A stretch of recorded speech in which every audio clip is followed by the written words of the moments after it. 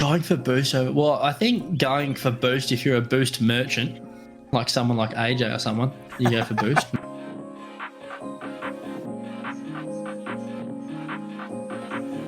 100% of the time. Yes. Always, every second of every game. Ball's going in your net, don't worry about it. Go get the boost and make sure you've got the full 100 to celebrate with the other team.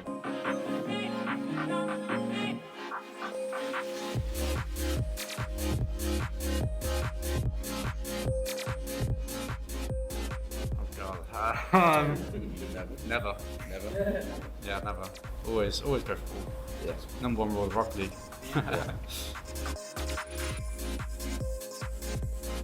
Welcome to the Boost Over Ball podcast, where three aggressively average Rocket League players talk about everything RLCS with your hosts, Ace, Code Red Jack, Kyle Cube, and AJ Binky. So, if you've ever wondered when the best time to go for Boost Over Ball is, you've come to the right place. Hello, everyone, and welcome back to the Boost Over Ball podcast. To listeners new and old, welcome, and thank you so much for tuning in. If this is your first episode, hello and welcome. If this is not your first episode, then welcome back. I'm sorry. But today I'm here with a special guest. I'm with AJ Binky and Pandy. How's it going, guys? What's up? Yo.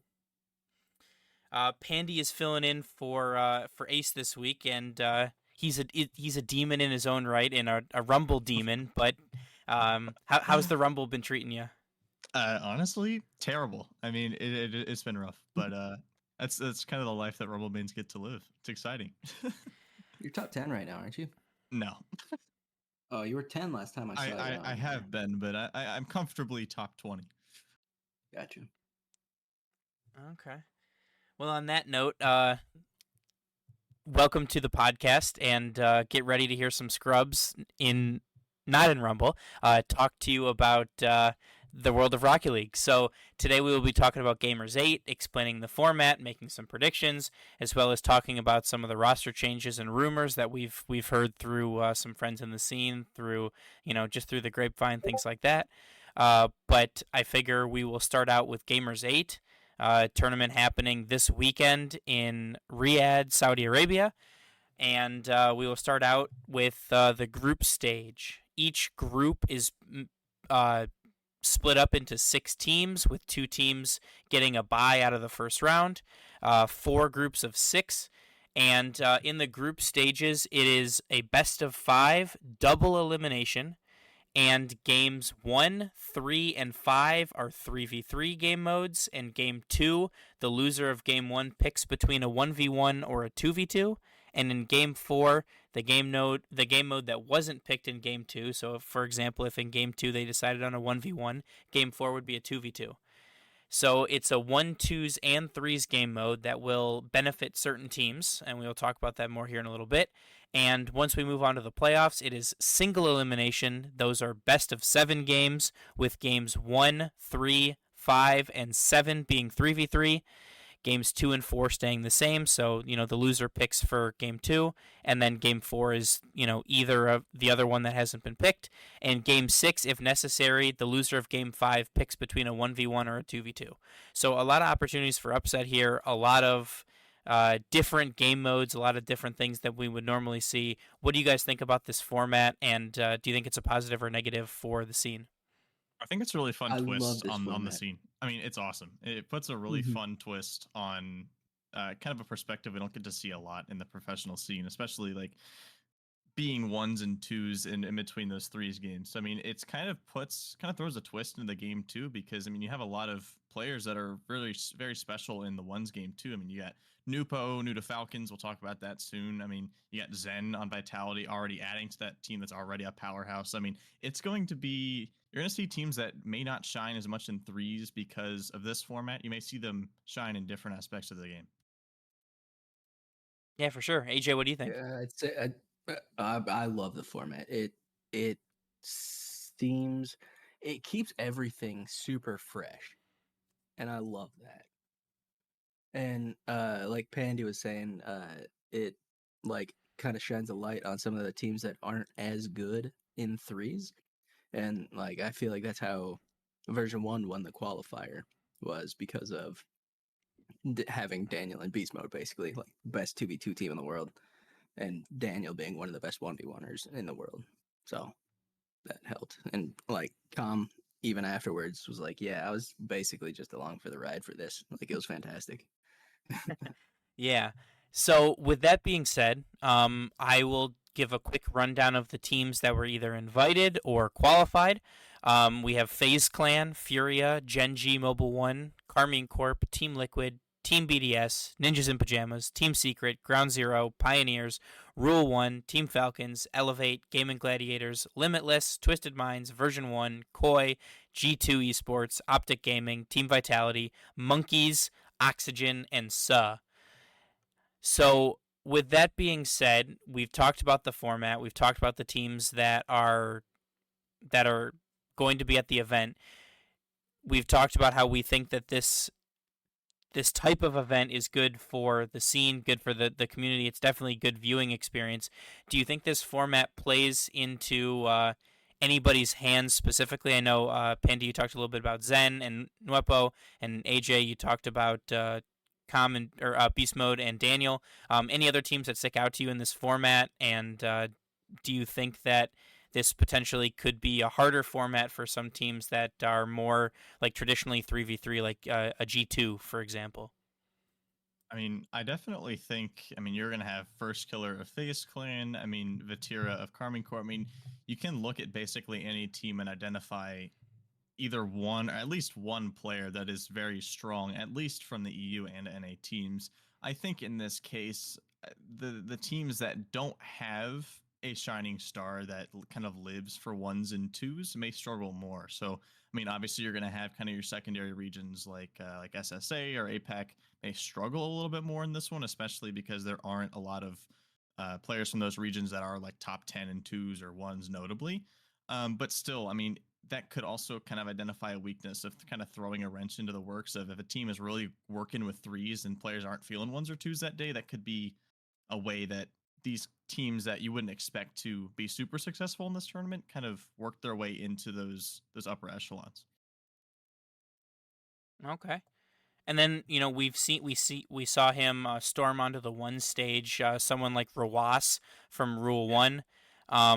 Do you think that he will play a pretty poignant role in a potential Rule 1 Championship Sunday run? Yeah, I don't really know what to expect because ones is such a jump ball. It depends on how someone's feeling that day. Whereas threes, it's if someone isn't feeling themselves on that day or whatnot, like their teammates can kind of hold them up. But if it's ones or twos, you kind of have to be on the ball. So we won't really find out until that day of. But I know these players like Nupo, Rawas, First Killer, these ones demons are going to be good. They've been doing this for years now. So I don't expect anything less than making it through at least qualifying for Rule 1, Falcons, teams like that for sure. Okay. AJ, what about you? Any other teams stick out to you, or either for better or for worse in this format? I think Twisted Minds is going to do really well in this format. I think they have strong ones players, so yeah, I have a feeling they're going to go pretty far. Although their group bracket or their group stage matchups are not easy, so who knows? Yeah, for sure. BDS in round 2. Yeah. And then that's unfortunate.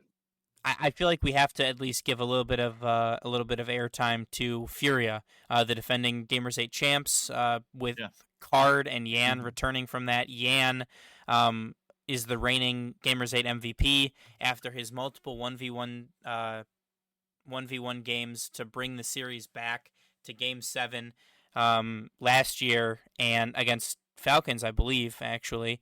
And I think that you can't say enough good things about Furia, and they are currently the kings of this alternate game mode style. So I think we had to talk about them a little bit before we jump into our predictions. So currently, let's look at Group A. In Group A, we have Ground Zero, Oxygen, Optic Gaming, Gaming Gladiators, Team Vitality, and G2 Esports.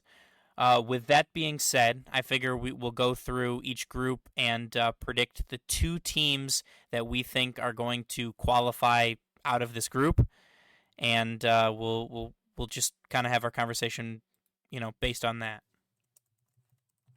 I mean, I feel like one is pretty easy. I mean, Vitality. Yeah. I mean, who wouldn't expect them to be the favorites, not only to qualify, but maybe to win it all? I mean, Like, they that's kind of have a given, right? it's pretty obvious. I mean, you look at their semis; they play either Ground Zero or Oxygen. It's pretty much a no-brainer. Even though, I mean, Ground Zero they made it to the major. They made it. They did pretty good, but I mean, it's Vitality. I mean, come on. What the other one? I mean, it's going to be interesting to see because I mean, you got Gladiators on that bottom bracket, kind of for Group A, and then it'll be Optic and G2 if Optic gets past that first round. So it'll be interesting to see what happens. But this being double elimination will definitely make this interesting. But I think at the very beginning, I think Vitality is a no-brainer. I think both of us agree with that one. Yeah. Yep.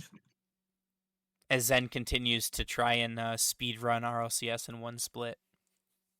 Yeah, I Is remember there he any said. chance Zen doesn't play 1v1? No, I don't I think think so. it would be stupid not to. Stupid not to. I mean, I was remembering whenever we were in Boston, specifically, he said that after Worlds, he wants to go back to grinding 2s and 1s to get to first again. Oh, okay. Yeah. makes So sense. I saw him kind of appear in the top 3 again in 2s in the last few days, and I was like, that's what he's been doing to warm up. So I think he's kind of ready for this format. That makes sense. I have a hard time seeing anything but first place for them, but who knows? The format specifically Yeah. could throw a wrench in their plans, so we'll see. I Yeah. mean, you look at Alpha and Radosin. I mean, they granted fantastic players, but I mean, Alpha used to be like super crazy in 2s to my knowledge, but I mean, Zen is like the major standout player of this roster. So I mean, maybe 2s could be a little bit of a hurt, but I mean, Zen is just good enough to where he can just beat anybody, in my opinion. But I mean, Yeah.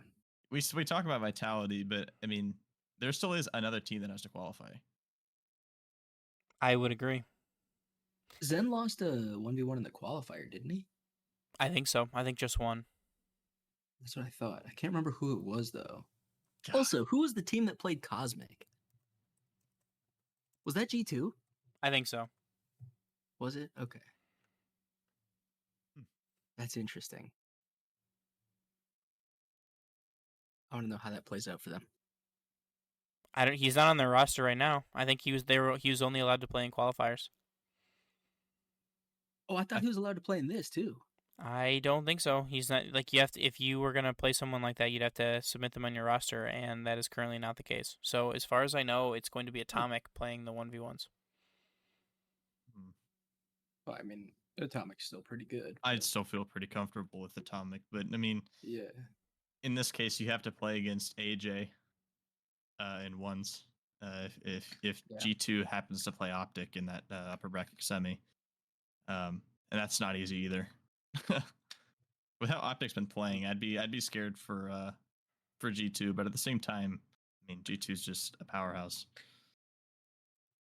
Who's the third on Optic now? Is it still Magic Bear? It is. For now, it is, yeah. But we'll talk about that some more Oh, under it the is? roster. Yeah, we'll talk about that Okay. under the roster rumors because I've got some crazy stuff that we can talk about. But with that being said, I think AJ and I both are going to take Vitality in G2. Pandy, you got Vitality. Who's your second team coming out of Group A? I would like to see G2. I want to see them win something. Okay. Well, we're all in agreement on that one. So then I we'll want jump. to see Ground Zero, but I don't think that won't happen. I don't think so either. In Group B, we have Twisted Minds, Elevate, Ninjas in Pajamas, Monkeys, Team BDS, and Gen G. For me, this is a lock for BDS to make it out of the group. Monkey Moon is a fantastic player, very good ones player. I think Rise rounds out that roster very well. I can see them performing pretty well. And AJ, we talked about it a little bit before. I think Twisted Minds is a good bet on this one. Apparently, Jack is a good ones player, but so is Chronic. So we'll have to see who plays for them. But ultimately, I think coming out of this group is going to be Team BDS and Twisted Minds. Yeah, I thought Twisted Minds. I'm hoping that they get a deep run, but I think Abjack on ones and Abjack and whoever's feeling twos, maybe Chronic in twos, and I have a hard time seeing people beating that team. Okay. Maybe in threes they fall, but I think Genji is gonna take it. Yeah, I'm gonna go with Genji. I mean, it's Chronic and Abject. I mean, two players that are unbelievable in the ones and twos, You want and BDS for your other one? yeah, for sure, no doubt. Yeah. Okay. Rise wants revenge. Yeah. So Yeah. all three of us have BDS. Not really a huge surprise there, and you two in agreement on Genji, and I'm going with Twisted Minds. So there we go. In Group C, we have FaZe Clan, Pioneers, Furia, Limitless, Carmine Corp, and Team Falcons. Spicy. I was jumping ahead. For me, I find this it one's crazy. I know. I find it hard to bet against Carmine Corp here. First Killer is a fantastic ones player, but is the mentality thing there? I feel like they still have yet to bounce back after the whole Roldiz situation, and all the stuff that he said about the team, and GM First Killer and all that, First Killer dad and all that stuff. So I think that kind of inner turmoil still causes issues for them. And Furia is a fantastic team, but I just think that they're unfortunate to be drawn up in this group. I have Carmine Corp and Team Falcons making it out of Group C. I mean, I would have said Furia if we were talking about this 3 months ago, but after performance with Boston and after, it was just I've been pretty disappointed. But I mean, being the tournament current champions, I mean, it's hard to count them out, but at the same time, I haven't been as impressed as I would like to be with their performances recently. But I mean, roster changes obviously could change that. And I mean, thinking about that with Falcons too, I mean, taking away Khaled is definitely going to be very interesting moving into this one, because I don't know how much time they've had to kind of prepare for this. I mean, they've had I'd say a lot of time since Worlds, but I mean, it has been going into this sort of tournament with this format. I still think they're going to be very successful, but with the kind of downfall of FaZe and Furia, I think I'm pretty comfortable with Carmine Corp and Falcons here as well. Makes sense. AJ, what about you? Carmine Corp and Furia. Okay. Yep. I think they got it. Fair. I mean, that's... They can do it. Don't know. I don't Reigning know. champions. Yeah, no kidding. And the addition of Lost can really in their eyes only help their chances. Another mechanical player, maybe a Lost Yan 2's team might be pretty good. So we'll have to wait and see on that one.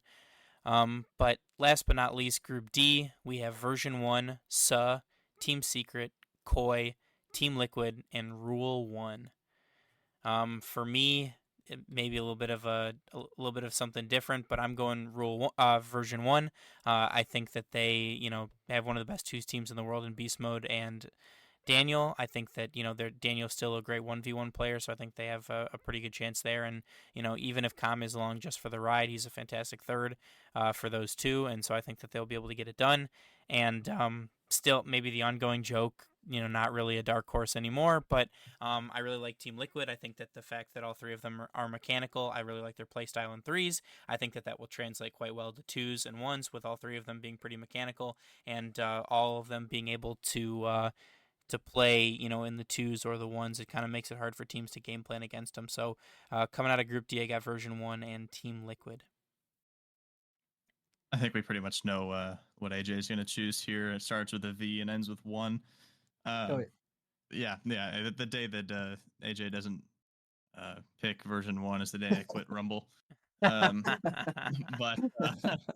going to go against you on this one. I think Version 1, they're going to step up in this one, no doubt. But I'm going to take Rule 1 as well. Clears and Rawas are two demons. It is going to be hard to stop them. Rawas specifically in the ones game, because he's just so good. But I mean, Liquid, with how well they did at Worlds, I'm a little scared with that pick that I just announced. But it's This is going to be a very competitive group. I think Secret competed very well as well, but I don't think they're going to be able to take down. I mean, version 1 and rule 1. I don't think there's a chance there. But I'm going to take version 1 and rule 1. The 2 ones are going to qualify. Okay. Yeah, I'm with you. Version 1 and Rule 1. Taking it all the way. Yeah, I mean, I think that quite frankly, Group D is the most competitive of the groups, right?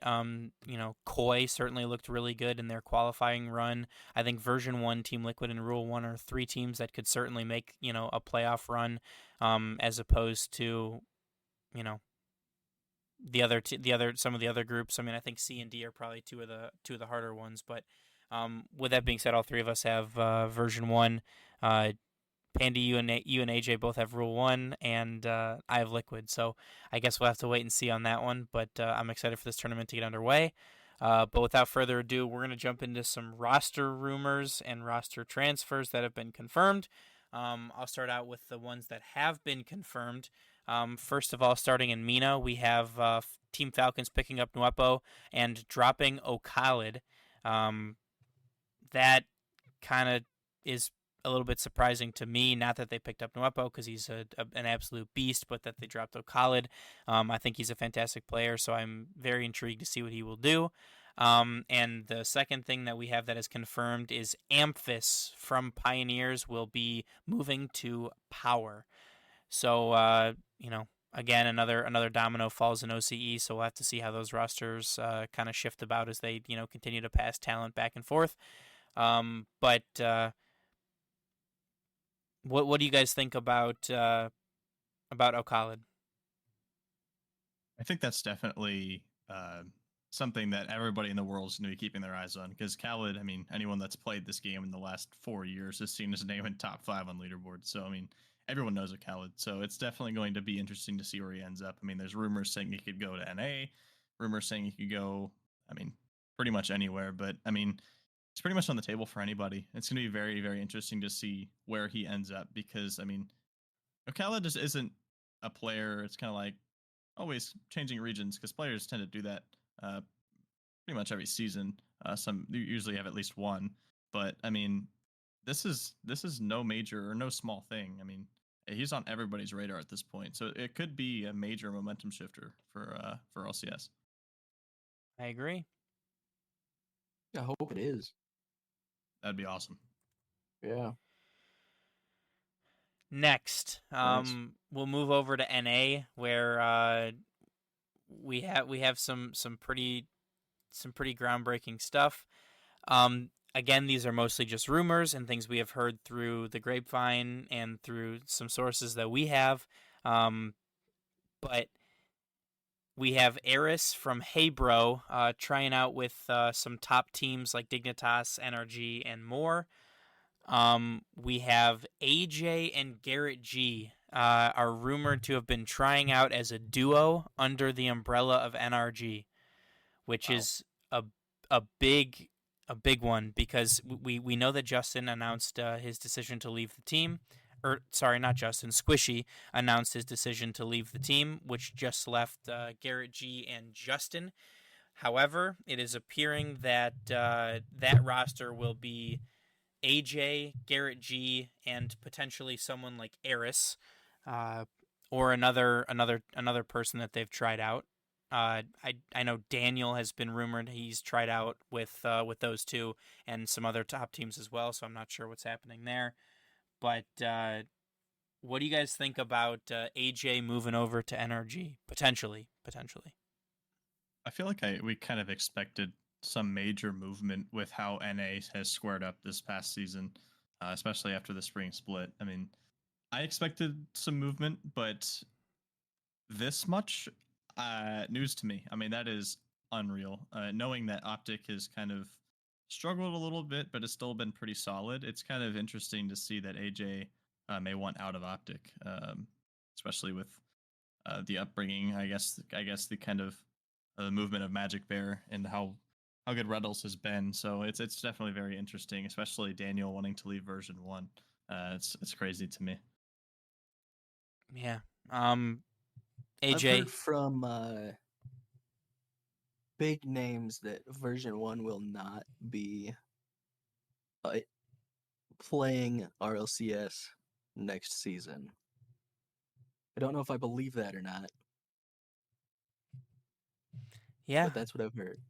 I mean, I've heard some of those rumblings as well. I too think that it seems a little bit weird that they wouldn't be competing. And, personally, I think that the only reason that they make a roster move would be to pick up someone in place of Com, or if, the org is not going to be competing, that would be another way that roster breaks apart. But I would tend to think that that roster's got a lot of talent. They weren't able to put it together super quickly for the spring split, but I think that they could run it back and find some pretty good success. Especially if most other NA teams are going to be making changes. But Yeah, who do I simp for if version 1 doesn't play? I don't know. Do I just go full on moist? Or whatever team Beast Mode joins. Yeah, I guess. I'd probably follow Com, honestly. That's fair. It's no surprise to anybody. Yeah. But next we have Justin rumored to be trying out with Furia. I have not heard who it would be in place of. If I had to guess, I would probably say Card. But that would be another big move. I know Justin's been rumored to be has been linked to Furia since Furia came over from Sam. But this would be a big move for them, especially if he is no longer with NRG. I think that could be a very good addition to their roster. Both in terms of mechanical ability and type, and his achievements on the field, but also from a leadership perspective. He's been there, done that. He's won a world championship. He's still a fantastic player. So I am very intrigued to see if this pulls through. I think this could certainly, at least in my opinion, make Furia maybe a front runner for major championships in the upcoming season. That is a scary team. I mean, yeah, Jan's a 1's demon, lost a 2's demon, and Justin a 3's demon. Can you imagine? That is crazy. I mean, just before this, I was talking to KCube. I mean, I played against Justin in casual just a little bit ago, and I didn't score in 8 games. So he's definitely still here. But that roster would be crazy. I'd love to see a Furia with Justin on that roster. That'd be sick. Yeah, so the only thing that I'm unsure about with that one would be a language barrier, but that is something that we will have to keep an eye on. I'm not sure if they, if the English comms are something that are possible, but I'm sure they'll figure it out and they'll take that into consideration as they try out players and, potentially look to make changes. But now I think that we have to talk about maybe the not so small elephant in the room, and that being FaZe Clan. So for those people that are unaware, Complexity and Luminosity have made a joint bid for ownership control, so 51% control of FaZe Clan. That offer is still currently, working its way through all of the logistical stuff and paperwork, but a bid has been submitted. And I'm not sure what that means for FaZe. With Complexity already having a team in RLCS, I know that Luminosity currently does not. So potentially they could look to, take over this roster. But I'm not sure if that means that that everything is disbanding and they're going to start from scratch. I'm not sure if they'd build around First Killer or not. We have Roll Diz that's talked about Sypical's really only here for a paycheck. All the memes about that. Mist has really low hours, and it's really just First Killer, and he's GMing, and it's really his dad calling the shots, and that's really his dad's team. So there's a lot of uncertainty around FaZe. There's a lot of people thinking that Gamers8 may be the last time we see this roster together. I personally would have to agree with them, but I am very intrigued to see what happens, not only with this FaZe roster, but with FaZe Clan in Rocket League in general. I mean, it's definitely one of the biggest stories I have personally ever seen in Rocket League. I mean, there's been the drama around First Killer before and all that jazz, but I mean, this is huge. One of the major teams in NA specifically in the world, possibly getting bought out. I mean, I've never seen. I think one of the last times we've seen something like this is when Cloud9 left the scene. personally. But I mean, it's been uh, a major upcoming story, and I'm very interested to see how this tournament affects that. Probably, I don't know if it will. I mean, we see Chrome filling in for Spickle in this one in Gamers8, so it'd be interesting to see what happens. But I mean, I have to agree with you. I don't really see a bright future for FaZe Clan. Fair. But then I will leave. I got two questions that we can talk about here for a second, or two or three. And either leave them open ended if you'd like, or answer them. But do we see moves from teams like Complexity or SSG? SSG especially, they both found a lot of success at the World Championships. They've both found a lot of success in the spring split. SSG being NA's #1 seed, they played very well in the Swiss stage. They got through groups into Championship Sunday, and unfortunately fell a little bit short against Vitality to be knocked out of the tournament, but they had a great showing. I thought that they showed great improvement, and I think that they can continue to show improvement. So I will be intrigued to see if either of those teams make a roster change. The second question being, with AJ looking like he's going to go to NRG, what does that do to Optic? Who do they pick to fill that spot? And last but not least, what happens with Squishy? Squishy still does not have a team. I'm sure that somebody will pick him up. What do you guys think about any of those things? How old is Squishy? Squishy Muffins is 22. Yes.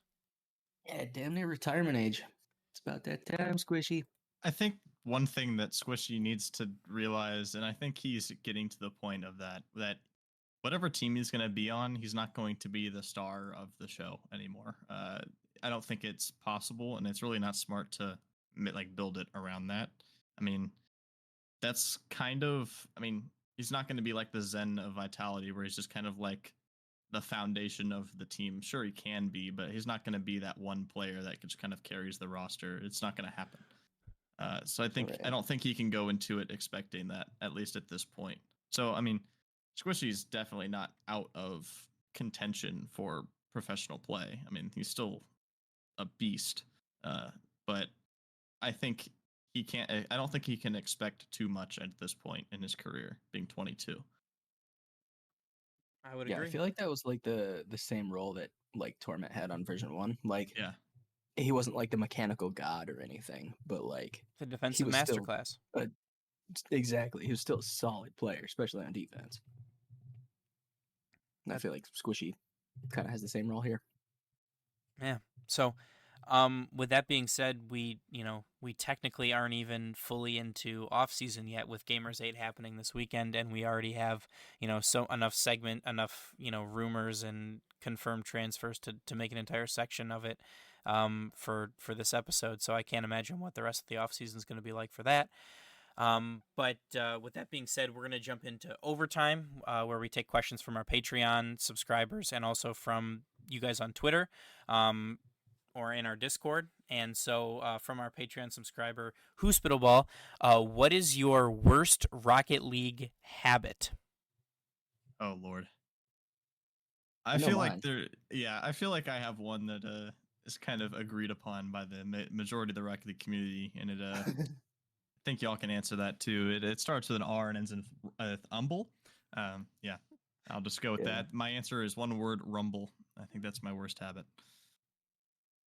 Okay, keep on hear yours first before mine. Everybody knows mine, so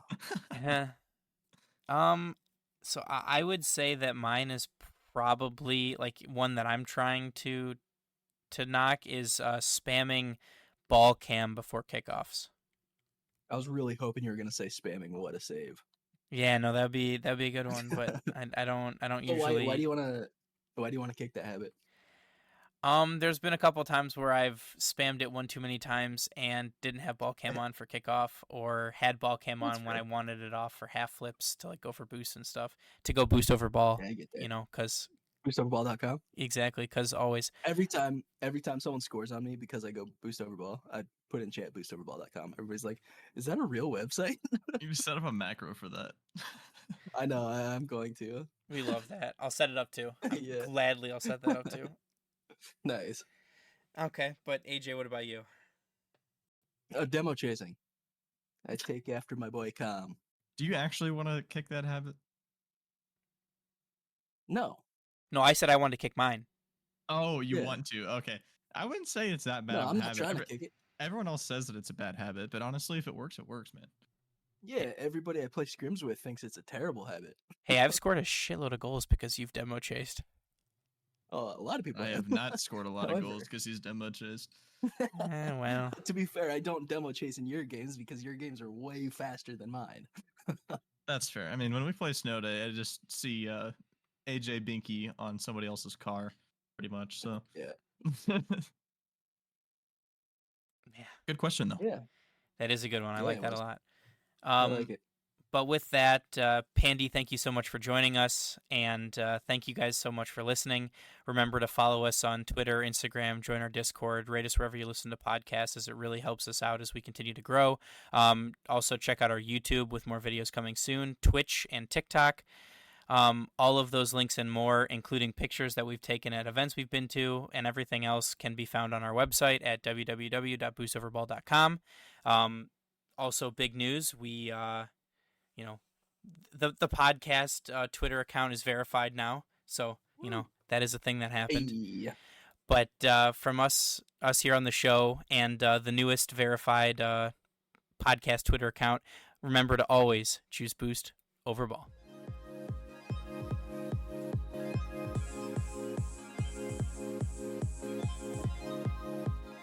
Thank you for listening to the Boost Over Ball podcast. Make sure to check out our website, www.boostoverball.com, and rate us wherever you listen to podcasts.